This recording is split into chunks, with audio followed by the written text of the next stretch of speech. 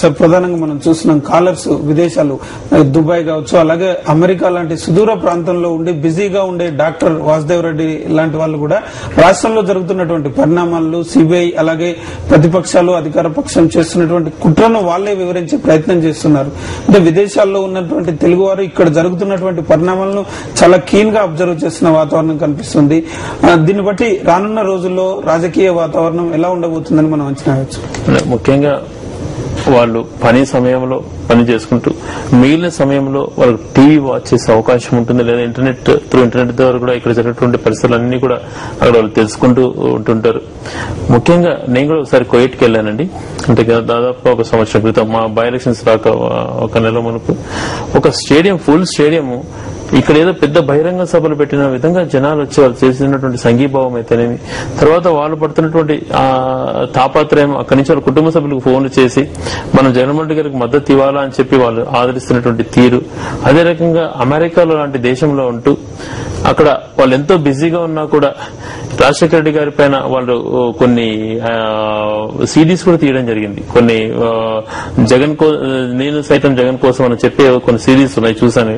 చూస్తే వీళ్ళకు ఏ రకమైనటువంటి అభిమానం కూడగట్టుకుపోయిందో, అటు విదేశాలలో అయితేనేమి, ఈ దేశంలో ఉన్నటువంటి రాష్ట్రంలో ఉన్నటువంటి ప్రజలకైతేనేమి, అటు ఉన్నత వర్గాలకు కానీ సామాన్యుడికి కానీ, ముఖ్యంగా బలహీన వర్గాలలో ఉన్నటువంటి అభిమానం, కులాలకు మతాలకు అతీతంగా వాళ్ళు చూసినటువంటి ఆదరణ, అది నిజంగా అది ఏ వ్యక్తికి సాధ్యపడదు. అది రాజశేఖర రెడ్డి గారికి సాధ్యపడింది. తను అమలు చేసినటువంటి కార్యక్రమాలు ప్రజలకు ఆ విధంగా పోయినాయి. చూసుకోవచ్చు. ఈ రోజు జరిగినటువంటి నిరసన కార్యక్రమాల్లో భాగంగా వైఎస్ భారతి గారు మాట్లాడుతూ వైఎస్ జగన్ సతీమణి తాము ఏడాదిగా నరకయాతన అనుభవిస్తున్నాం జగన్ దూరం కావడం వల్ల, అదే సమయంలో తమ కుటుంబాన్ని ఎన్ని బాధలు పెట్టినప్పటికీ కూడా తాము ప్రజలతోటే ఉంటాం, ప్రజల కోసం పోరాడతామని చెప్పారు. దీనిపై స్పందన.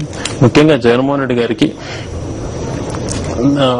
తన పిల్లలు చాలా అభిమానిస్తాడు. అననిత్యం ఏదో టైంలో ఎంత బిజీగా ఓదార్పు యాత్రకు పోతూ నెలకోసారి ఇంటికి వెళ్ళినా వాళ్ళతో ఒక రోజంతా పూర్తి స్థాయిలో స్పెండ్ చేయాలా అని చెప్పి చాలా రకాలు ఆలోచిస్తుంటాడు. కానీ తనకి ఎప్పుడు కుదిరేది కాదు. అటువంటి ఒక అండర్స్టాండింగ్, ఒక చక్కటి కుటుంబంలో, అంటే ఆప్యాయతల మధ్యన పెరిగినటువంటి కుటుంబం అది. ఎప్పుడు కూడా ప్రతిరోజు ఈవినింగ్ ఎన్ని బిజీ కార్యక్రమాల నుంచి వచ్చినా కూడా కుటుంబం అంతా కలిసికట్టుగా మాట్లాడుకోవడం ఉన్నటువంటి సంఘటనలు అనేకంగా మనం చూసే ఉంటాం. అవన్నీ మిస్సరి ఒక పక్క రాజశేఖర్ గారిని కోల్పోయి ఇంకొక పక్క షర్మిలా గారు సంవత్సరం నుంచి పాదయాత్ర చేస్తా, చిన్నపిల్లలను మిస్ అయ్యి జగన్మోహన్ రెడ్డి గారు జైల్లో ఉంటా, ఇన్ని రకాలమైనటువంటి కష్టాలను కూడా వాళ్ళు భరిస్తూ, ఇవన్నీ కూడా వాళ్ళు కోరుకునేటివి కష్టాలు. గులాం నబీ ఆజాద్ గారు అన్నారు, జగన్మోహన్ రెడ్డి గారు మా పార్టీలో ఉంటే ఇప్పుడు కేంద్ర మంత్రిని చేసిండేవాళ్ళం, తర్వాత ముఖ్యమంత్రిని చేసిండేవాళ్ళం అని. ఓపెన్ గా కేంద్ర మంత్రి ఆ మాట అన్నాడంటే వాళ్ళు ఏ రకమైనటువంటి కుట్ర పన్నారో అక్కడ అర్థమవుతుంది. జగన్మోహన్ రెడ్డి గారు కాంప్రమైజ్ అయినంటే అసలు కేసే లేదు. కానీ తను ఇచ్చిన మాట గురించి ఇన్ని కష్టాలు పడుతున్నటువంటి వ్యక్తికి ప్రజలు ఇస్తున్నటువంటి ధైర్యం కూడా వాళ్ళకు సగం రక్షణగా కనపడుతుంది. జగన్ బెయిల్ పిటిషన్ కి సంబంధించి బెయిల్ వేసిన ప్రతిసారి, లేదంటే బెయిల్ వస్తుందన్న నమ్మకం ఉన్న ప్రతిసారి కూడా రాష్ట్రంలో ఒక సెక్షన్ గానీ, లేదంటే ఒక మీడియా గానీ, సెక్షన్ ఆఫ్ మీడియా గానీ కొన్ని ప్రచారాలు చేస్తూ వస్తుంది ఎప్పటికప్పుడు. నిన్న ఈ రోజు కూడా కొంత సమాచారాన్ని పత్రికల్లో ఇవ్వడం జరిగింది. దీనికి సంబంధించి వైఎస్ఆర్ కాంగ్రెస్ పార్టీ ఎమ్మెల్యేగా మీడియా అనుసరిస్తున్న వైఖరి మీద మీరేం చెప్పదలుచుకున్నారు? ఈ మీడియానే తెలుగుదేశం పార్టీని నడిపిస్తూ ఉందండి.